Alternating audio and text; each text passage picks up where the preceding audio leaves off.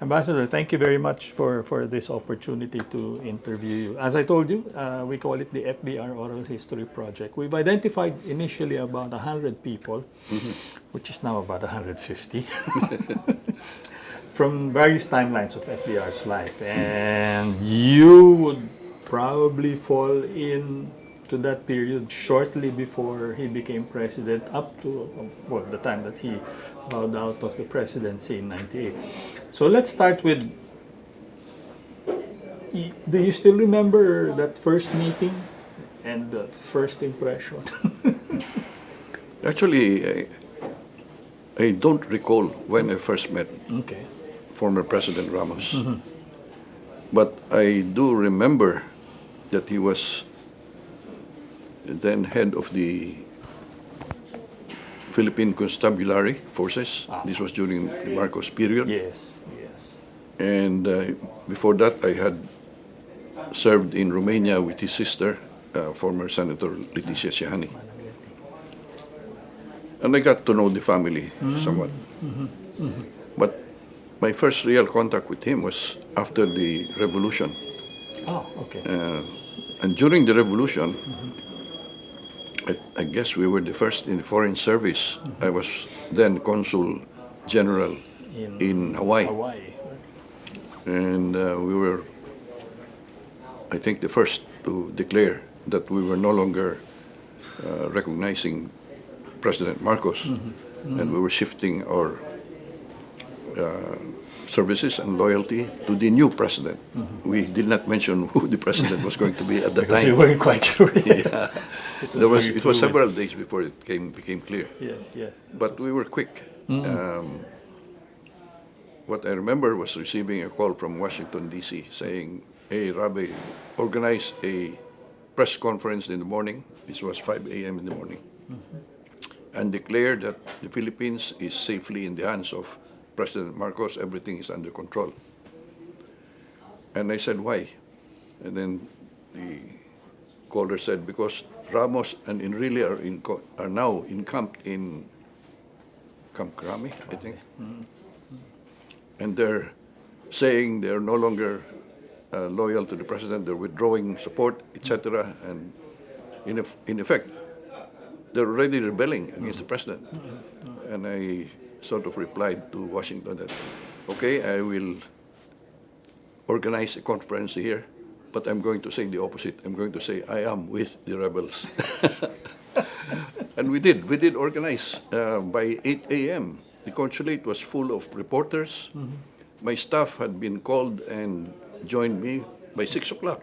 They were already in the consulate. Yeah, I think. And we declared our support for the so-called rebels. And of course, we were put in a quandary. Our finances were suddenly frozen. We were told by the bank, "Sorry, you have no longer access to your bank accounts." State Department was told we were no longer recognized. But State Department at the time said to Manila that, "No, we are not withdrawing recognition of your Consul General in Hawaii because the situation in the Philippines is in flux." Which was very important because it meant that police protection continued for us. We were protected under the diplomatic rules on immunities and privileges. It was important because at that time, the local supporters of Mr. Marcos were already planning to sort of invade the consulate and bodily take us out. And they could not enter the premises because the police were there. So, in essence, after a few days, things clarified. Mr. Marcos left the Philippines, and a new era started. And that was my first close contact with President Ramos. And that was thousands of kilometers away. You Yes, were doing your own EDSA. Well, in a little way, but what was important was President Ramos then announced it that our consulate in Honolulu have taken our side. To me, it was very important. But that was my initial contact with the president. What I would like to recall is my short stint in Korea, Yeah. 1993, 1992 to 93. 93. Yeah. You were there for about a year. Yes. And in that short period, President Ramos was invited to do a state visit to Korea. And I had the privilege of arranging and making the necessary agreements to support the visit. And it was really a great honor for me because that was my first state visit as an ambassador supporting it. But in the process of preparing for that visit, I was told that I should look at the history of the UN forces in the Korean War. I don't know if anybody has mentioned this. They have, yes. They have. Anyway, so I should not. Go ahead.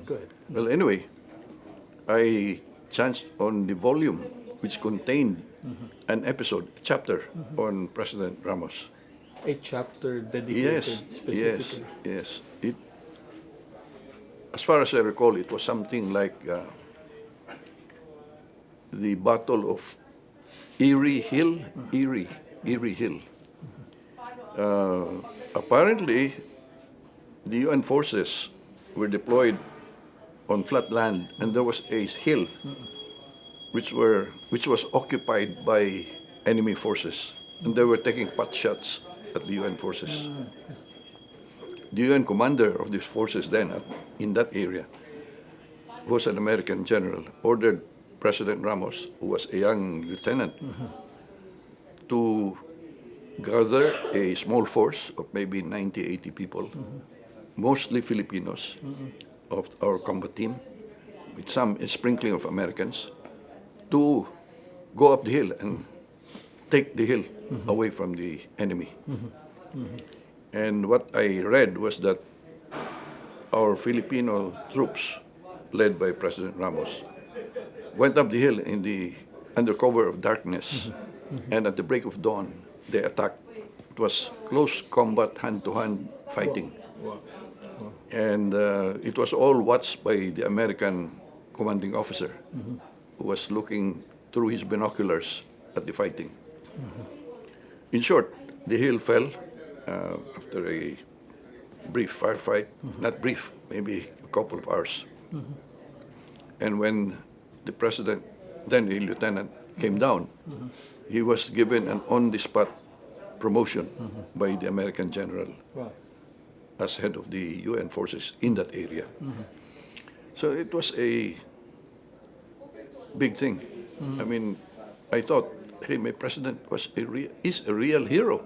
I mean, you just do not attack an enemy emplacement and do hand-to-hand combat. And years later, he told me that what was significant about that hill was that they discovered, after the hill fell, that they were fighting not Korean forces, but Chinese forces. That was proof that China had entered the Korean War in an active and aggressive way. Now, all these years, I haven't seen President Ramos mention this. He's that kind of person, Doesn't like to boast, I guess. But it is a very significant event, significant feat for any person. And for him not to mention it at all tells a lot about the man.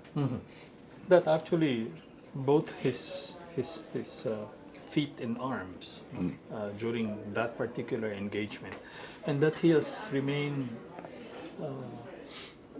very humble about the achievement speaks Yes. volumes of the man.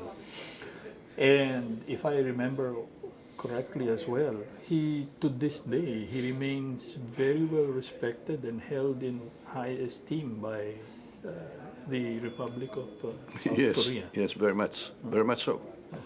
It was evident during my stint there, very evident during his state visit when he was given all the honors, and very evident in the fact that Korean businessmen would always come to Manila and pay a courtesy call on President Ramos. But that's not the end of his story. Okay. That's not the end of his life. It's only but a chapter. Yes, yes, yes. And when he became president, and following my stint in Korea, or ambassador in Washington, Blake Suarez had died. Oh, yes. Yes, and so they needed somebody to take his place in a hurry. And they needed someone who had experience in American affairs, so that that someone could hit the ground running. Yeah, very familiar Yes, with, and with so the relationship. I was pulled out of Korea and brought to Washington. But you were pretty well prepared because a lot of your previous postings were No, I had in one. the United Yes, States. I had right? one. Yes, I had a post. I was DCM of Ambassador Emmanuel Pelaez from '86 to '89. So I was familiar with the corridors of Washington, and I knew people. And you were head of the American Affairs desk, right? Also in Manila, when I was in Manila, and got involved in the basis talks, negotiations. In fact, I was spokesperson for a while. Rafi Alunan was originally the spokesman, but then because of something, I think he was appointed to be Secretary of Tourism at the time. I had to take over. Yes, yes. But it was an honor and privilege. Just unfortunately that the treaty was not affirmed or concurred in by the Philippine Senate. Yeah. But, okay, so General Ramos eventually became, well, the rebel, became chief of staff, reached age of retirement, became Secretary of National Defense, and then announces his plans to join the political race, throws his hat in the presidential. Ramos, the name Ramos is not exactly new to the DFA, right? Of course not. His father was Secretary of Foreign Affairs. Exactly. So there's And DFA DNA in him, right? Yes, and his sister was very much a part of the DFA. And of course, his sister had actually a very long period of service to the Foreign Department of the Philippines. And so Ramos is not an unfamiliar name. In fact, Ramos was a revered name in the annals of the Department of Foreign Affairs. Oh, okay. And when he became president, it seemed like just normal that he became. How was it received by the officer corps that, it's Oh. possible that we're going to have a Ramos for president? Let me skip it and just proceed to the time that he became president. All right. For the first time in the history of the Foreign Service, all the major capitals were occupied by career Foreign Service officers. That was the first and only time. And it was a heady and glorious day for the Foreign Service. And we were so proud of it. And that's why until this very day, people in our Foreign Service, especially those of my age, still feel a debt of gratitude to the President. They look back at the time, Look back to the time and to the fact that we were given due recognition by being appointed to the major capitals. But that was also going against the grain, because generally, especially the premier postings, are political appointments, Yes. correct? The President, in many respects, went against the grain. He posted Foreign Service career officials to these major capitals. And being from Mindanao, I became aware also that for the first time, the budget for public works in Mindanao was increased significantly. It was during his time. And in Mindanao, we remember that. I mean, suddenly we saw a lot of roads being built. So in a way, he carried with him a sense of nation, that we are not just Luzon. Many of our presidents became Luzon-oriented because they come from Luzon. No one was from Mindanao, and he was the first president to really focus on Mindanao and brought peace to Mindanao at the time, which was very important. Yeah, right. Well, actually, peace with the MNLF, signed No. the peace agreement with the... Yeah, let me talk about something else. Go ahead. We are on the brink of receiving back the bells of Balangiga. Yes. Right now, as far as I know, it will be brought back maybe middle of this December. Okay. Preparations are being made. President Ramos was the first high official of the Philippine government to talk to America about bringing back the bells. There were attempts in the past. The church, of course, wanted the bells back. But I remember 1997, he mandated me to try to get the bells back. And I thought it was a simple thing. I went to Wyoming, Cheyenne, I started talking to people. I addressed the Wyoming State Legislature, addressed several clubs. I talked to government officials there. Until I found out that there was a core group of veterans who were adamantly and aggressively against the idea of returning the bells. Right. Because in their minds and in their hearts, they thought that the bells signified a moment in history when treacherous, quote-unquote, Filipino insurgents attacked an American contingent. And they spread the word that we were savages, that we cut up the American soldiers on the ground with our bolos. And that was a savage way of conducting a war. I had to go to Wyoming to speak before different groups to dispel so many distortions. The fact that we had to use bolos was a necessity because we did not have any rifles at that time. We had no other weapons. Oh, they were farmers. Yes. And it was a strategic victory for our rebels. I mean, you cannot say that because they were caught off guard that it was our fault. No. It was their fault. They were in enemy territory and they were caught off guard and they lost in that battle. Yeah. Now, again, during that period, we campaigned hard. The president talked to President Clinton. President Ramos talked to President Clinton. We were on the brink of getting the bells back. All it needed was a presidential proclamation by President Clinton.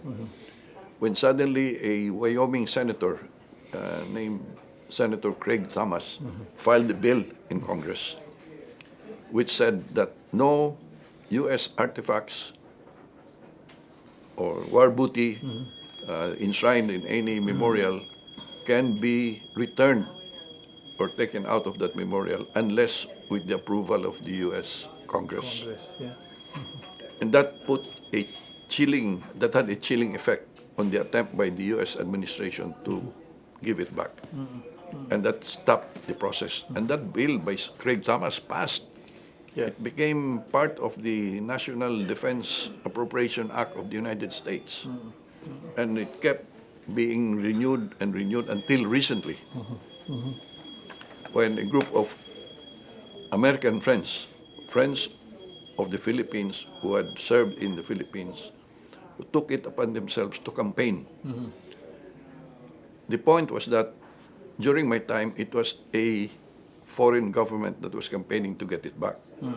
This time, it was a U.S. group, U.S. citizens, U.S. veterans who were campaigning to give it back to the Philippines because it is the right thing to do. And they succeeded after so many years. Yes. Yes. And we finally got a modification of the law. And now it is the U.S. Secretary of Defense that is authorized to return the bell, and he has signed the document returning the bell. And preparations are now in place to bring those bells back by mid-December, thereabouts, barring unforeseen circumstances. Hopefully we finally get it back. Tell me about the posting. So you were in Seoul, April 92 to about April 93, and then there was a vacancy because of the passing of Ambassador Suarez, and you got it there. Were there instructions from FVR, or who was the secretary at the time? Bobby Romulo, Roberto Romulo. It was a pretty crucial time in U.S.-Philippine relations. As you mentioned, the Senate rejected the proposed the draft treaty,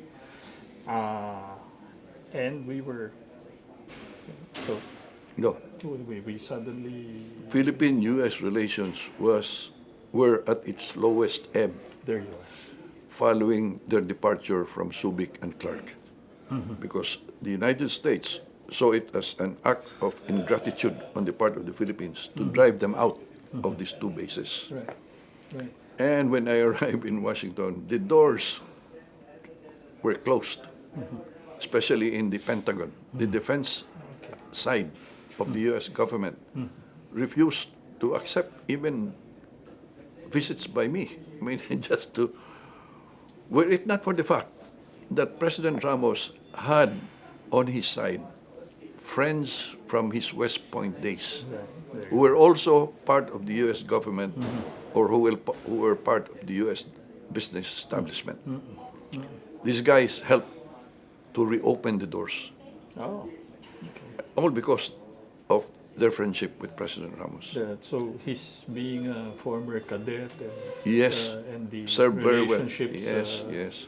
Because it reminded people, especially in the defense establishment, that the restoration of the bases to the Philippines was not the end-all and be-all of our relationship. It's a relationship that spans decades and even a century. And that we have to take a look at this from that vantage point of history. And it was not long after that things were back on track and that I was being received again gracefully by officials. We were listened to. And so it was a good time. So, well, it was the lowest point, you know. Yes, at the time. Yeah. Did he give any specific instructions? Well, other than tap the network of classmates and No. There were no specific instructions. The instruction of an ambassador when he leaves a country for his post is always to strengthen the bilateral relationship between the Philippines and his country of posting. Within that context, you're supposed to do everything that you can. So I went to the United States with that kind of mandate, but because of his personal and special ties with people in the United States and the reputation that he has among Americans and the fact that he was a powerful figure in Philippine politics and could unite the country, that served to open doors for me where the doors were closed before.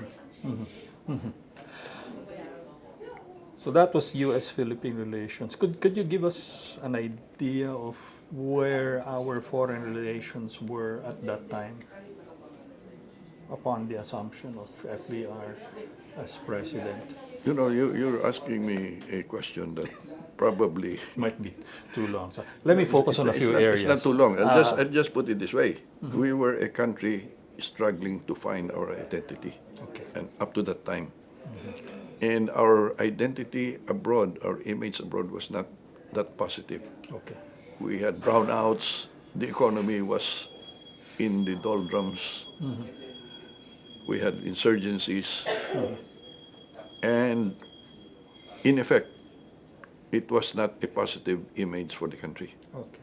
But in the few short years that President Ramos was in charge of the country, he was able to steer the ship of state in the right direction. Okay.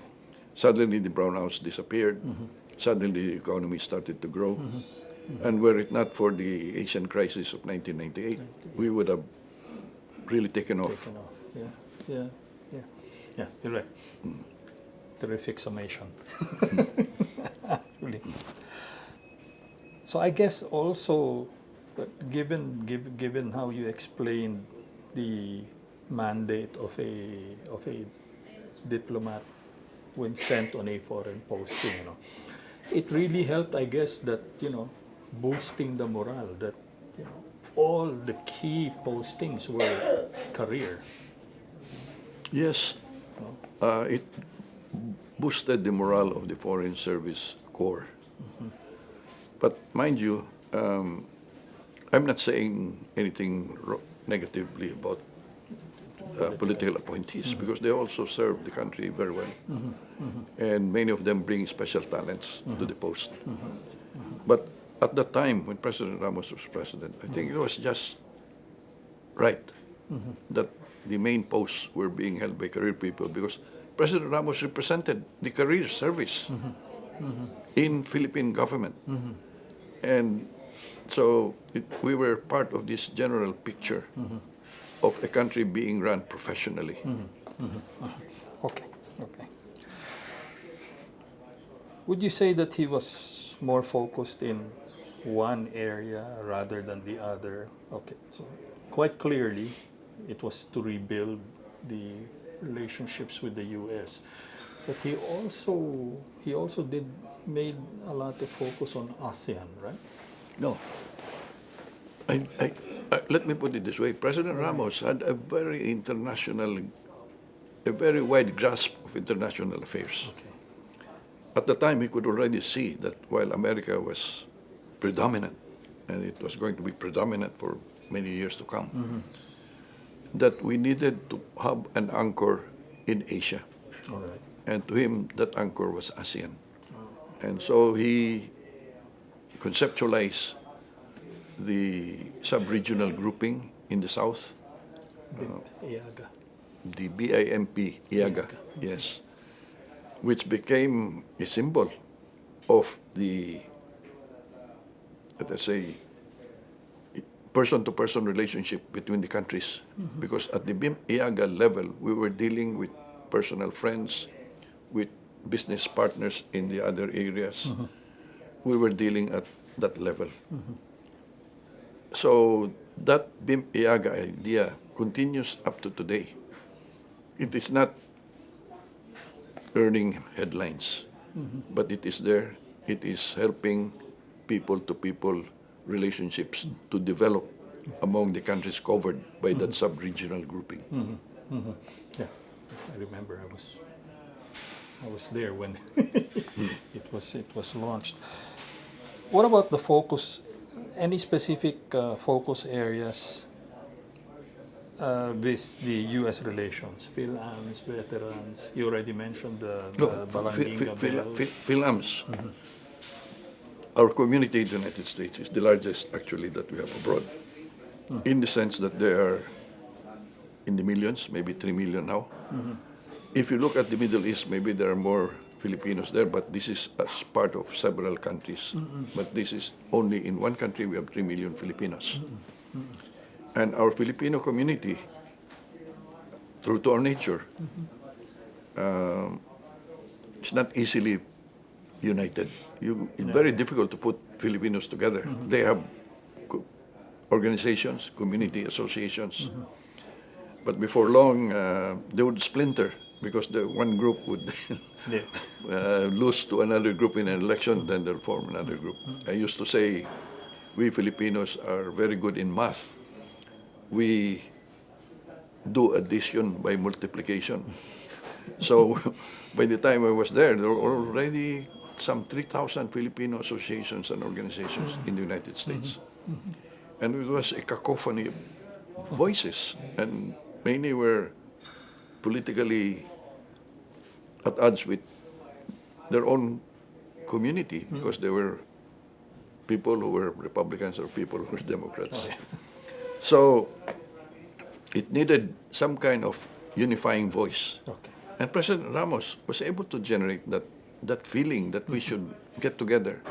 Because when he visited the United States, he made it a point to go to Filipino community organizations and to speak to them.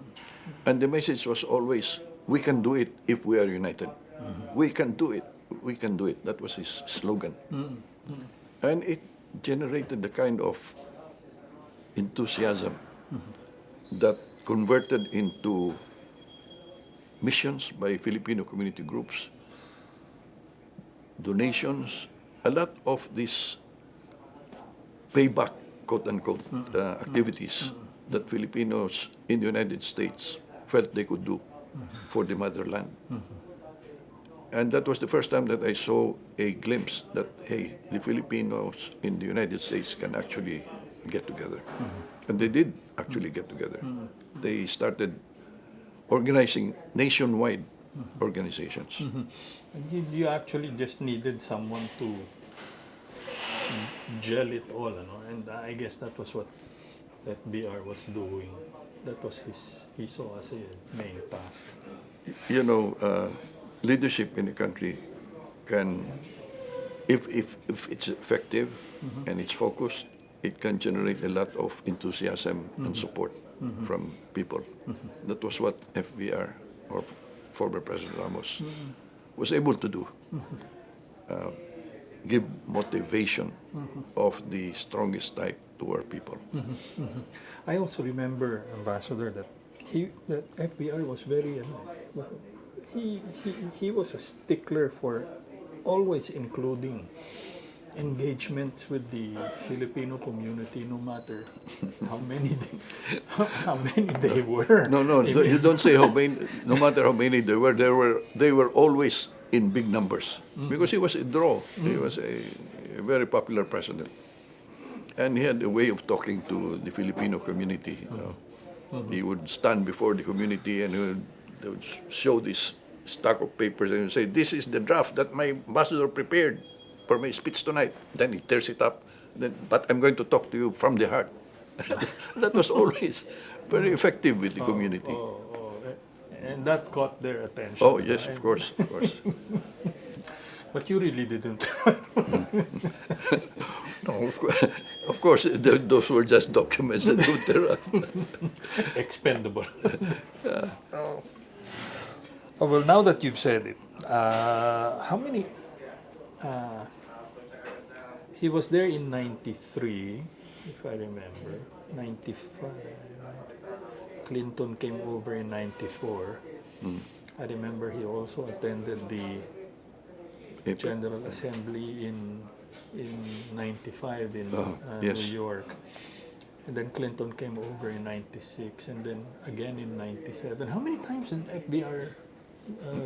No, you have a better memory of those events than me. All I can say that it was a busy period. Well, let me ask you, what's it like preparing a state visit or a working visit for FBR? I suppose you had your own experience with other presidents. I don't want to make comparisons with other presidents, right. but all I can say is that it was always exciting with President Ramos. Why so? One, because he was not averse to breaking away from the schedule, especially if it involves the Philippine community. And number two, he was very energetic. I should not even say just exciting, very tiring schedule that he would undertake. You can be exhausted at the end of his program. He would visit city after city and doing things in one city that he would do in the next city, meaning interacting with the community, interacting with the business groups of America, and talking to local politicians. Did you find it odd that a military man had so much political savvy? No, it was a politician who was formerly a military man. By nature, he was a leader with a national perspective. Okay. That's very important for a leader, and makes everyone feel like he was part of what was taking place.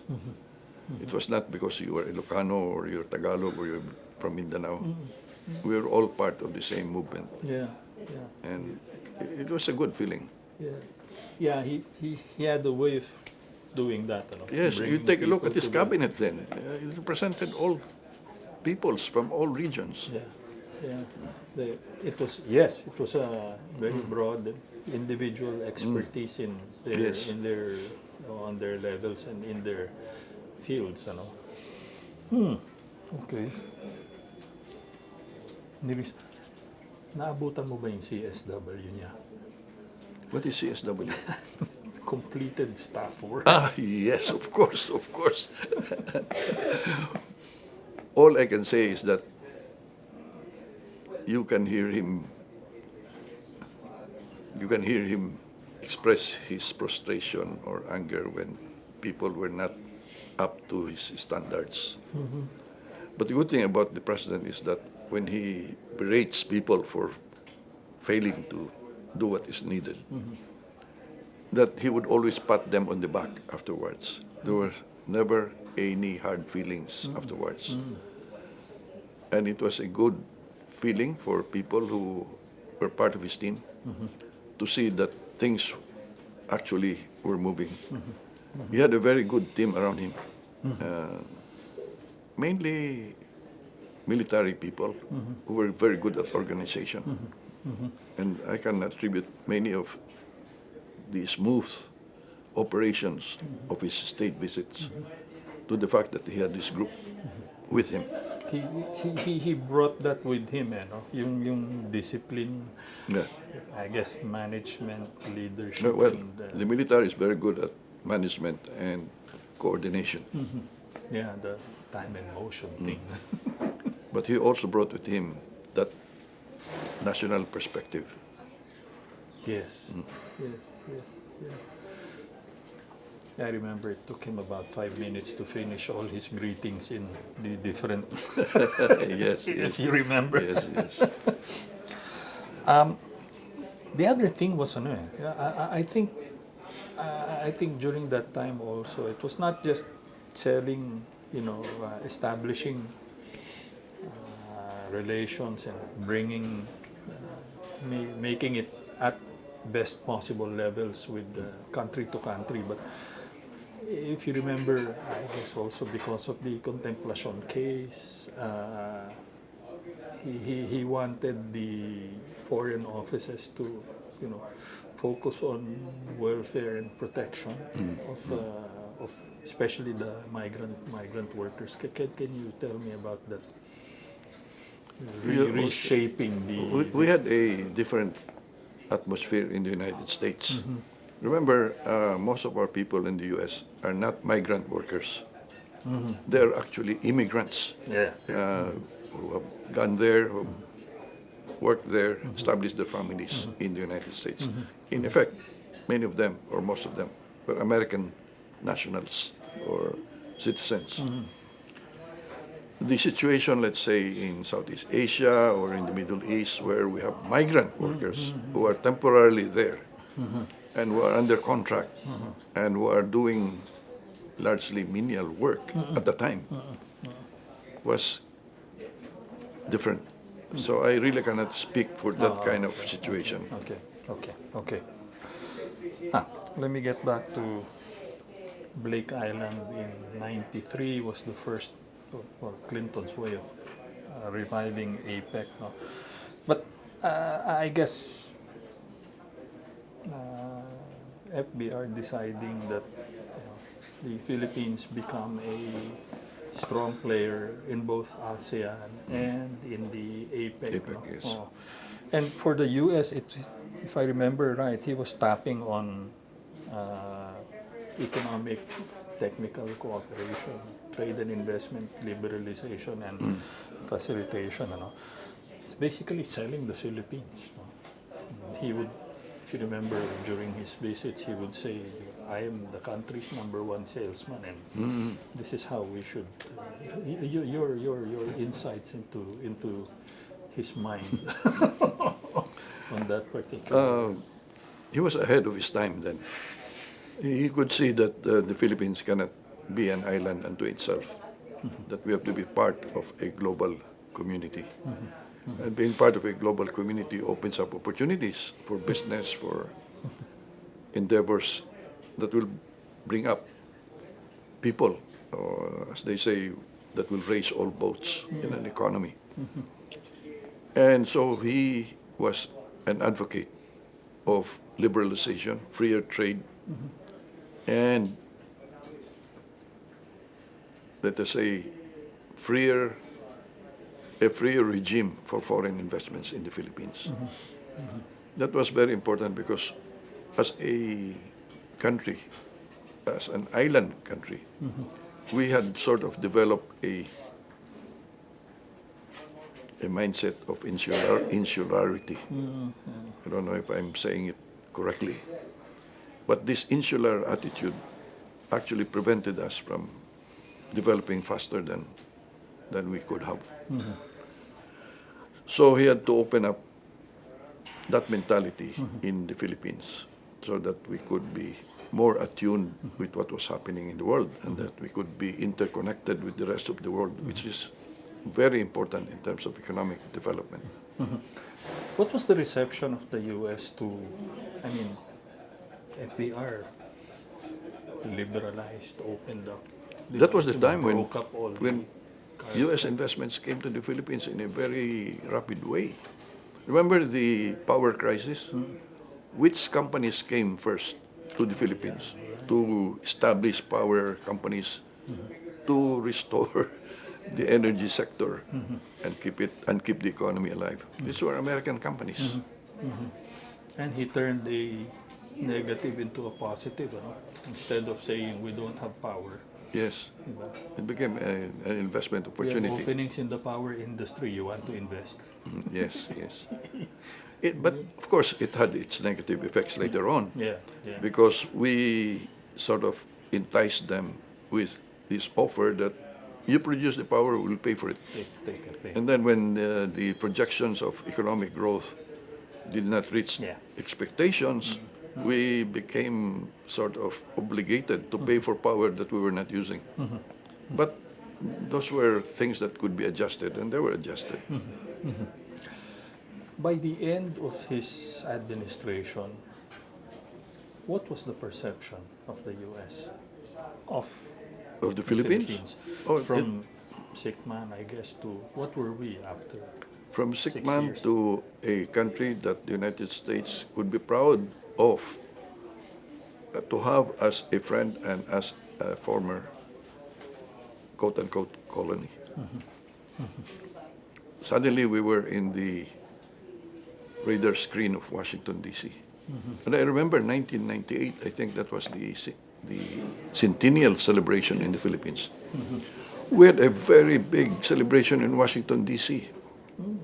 We occupied the mall in front of the Capitol. Oh, And we had groups from all over the Philippines, tribal groups from Mindanao who were exhibiting their tribal dances, choirs from the Visayas, handicrafts, etc. It was one big Philippine village that we established at the mall. And it was there for several weeks. And I would say hundreds of thousands of Americans went through that area and saw what was the Philippines about. What was the pulse in the officer, the professional corps, towards the end of FBR's term? You said it was, you look nostalgically at the period as the golden age of Yeah, it was the golden age. The thing is, pulse towards the thing is, its end? the career group of the Department of Foreign Affairs is very professional. What I can say is that it's probably the most professional among government agencies. One, because we have a career system. Number two, because we have an examination basis for recruitment. Entry. So whether it was President Ramos that they were serving or another president, people would continue to serve as best as they can. But the extra oomph or that extra motivation got lost when the new president came into power. Because of that special quality that President Ramos exuded, which was leadership of the right kind. Okay. Leadership of the right kind. Was that infectious? It is always infectious. In the Yeah. officer corps in Yes, particular. when you see a leader who is doing the right thing, you are carried by it, and you are able to exert your best. And in fact, you're able to exert more than your best. And this makes for a very effective diplomatic corps. Motivated. Ano? Motivated is the word, yes. He had a close call. He had to undergo emergency surgical procedure. Something about the Yeah, the carotid. carotid, yeah. Artery. But how is that handled? I mean, how did you guys handle that? I mean, you were in DC at the time. You know, the story was, hey, it's our man who is taking care of the president, Dr. George Garcia, being Washington, D.C. based. So it was sort of not difficult to just say that, hey, things are in fine hands. We've got the best surgeon that's taking care of the president. It was not a difficult thing for me. Maybe in other posts, I don't know. Ah, okay. That's because Dr. George Garcia was known in Washington, D.C. based. yeah. Okay. All right. Now my question is, did he have enough time to finish? I mean, he started. You know, this is a very political question. Okay, maybe not for a diplomat, but No, I can say that we probably needed more time. I mean, nation building is a process, and it takes a long time. And sometimes a short-term president is unable to do what it is seeking to achieve because of the time constraint. but he was not just no. I mean, even from within the department. I mean, he was also seeking to further professionalize, diba? The Foreign Service Corps. You know? So, tell me, you still have interactions with him post-presidency? I'm glad you asked that because I play golf and he plays golf. Oh, okay. I've been able to join many tournaments Okay. where he participated. And in fact, in one tournament in Taipei, because he goes to Taiwan almost Quite often. yearly, I had the honor of playing in the same foursome as President Ramos. I had a Taiwanese businessman as my partner, and President Ramos had the former Vice President of Taiwan as his partner, Wow. 85 years old. At the time, President Ramos was still a young man. They beat us, and we were a generation younger than them, so to speak. What are the exchanges like? What are the discussions like? What's the banter like between you during those interactions? What do you mean interaction? Golf? Yeah, over golf. I'm sorry to say that when you play golf, you play golf. Serious. Yeah, This is serious stuff. you count each other's scores. I mean, you sort of disengage from the rest of the world. Okay. What was his imprint on the officer corps during his administration? What did he leave behind for them? I mean, the Foreign Service? Yes. That we're capable of more than what we think we can. Yes, because, again, I said he was a charismatic and motivational leader. He brought the best out of us. And he also brought out even more than what we thought we could deliver. So, again, that's the kind of leader that we need. We need. Parang current yung. Maybe the last one. Maybe yun ang last. What do you view was FVR's greatest legacy for the foreign policy wise maybe, and then nation building? Those two. Tamo, I should not be the one to answer that question. It should be the historians, because I will be replying to you in a very constricted manner, from the perspective only of the Foreign Service. From the perspective of the Foreign Service, we became a more professional and motivated group. From the national perspective, I don't know, what I felt then was that for the first time we had a leader who had a national perspective, as I've said more than once. And it brought the country together for the first time. We were no longer forgotten Mindanao. We were no longer Ilocano or Visayan. We were Filipino. And this was also felt by our communities abroad, including the Filipino-American community in the United States. And this inspired them to also unite and join together as one community. And that was the beginning when the Filipino-American community in the United States started to exert a political influence on government. Thank you very much. Salamat rin.